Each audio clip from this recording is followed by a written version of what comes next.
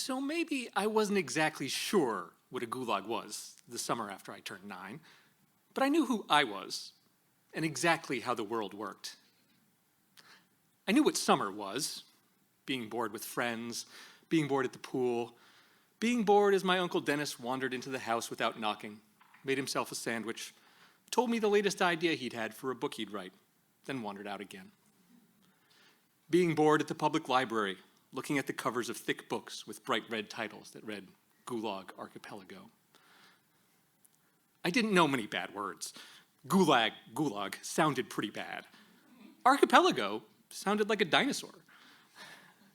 I was also pretty hazy on sleepaway camp. Mom decided that I should go.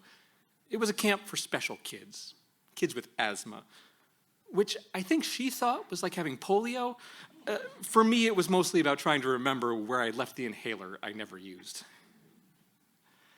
After our Honda Civic pulled away without me in it, counselors walked me and a bunch of other strangers my age to see a box. They called it a cabin, but I was pretty into Legos at that point, so I knew about construction.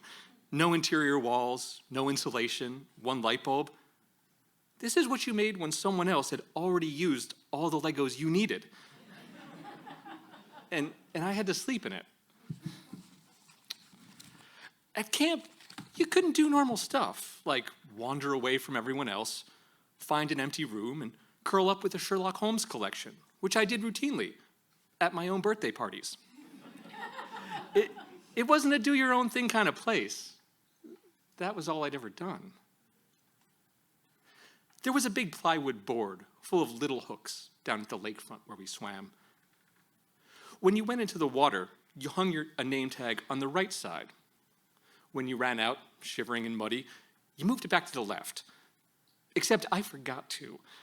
It wasn't until hours later, when I heard my name booming over loudspeakers and echoing off trees, that I realized they thought I was dead. I was pretty embarrassed to admit that I hadn't drowned.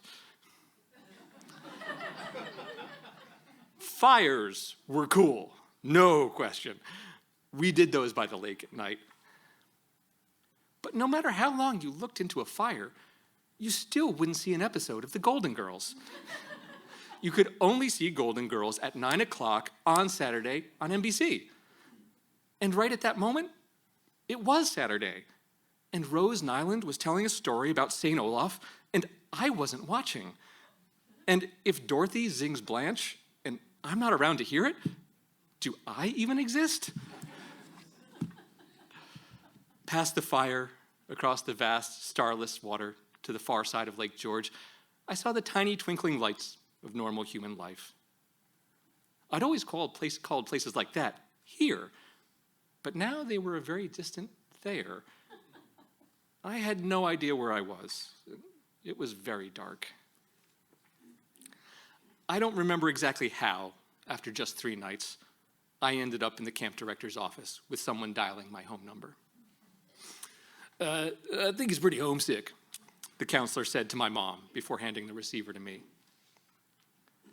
I knew she'd need some convincing, but I couldn't find the words. It's like a Gulag Archipelago here, Mom, I sobbed. I'm in a Gulag Archipelago.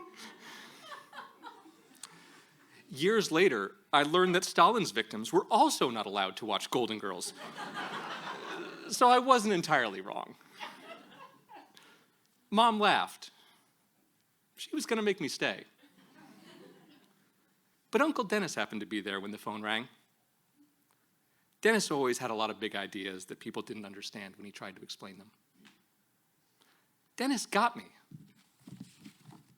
And he drove me back home to the center of the universe, just outside of Albany, New York.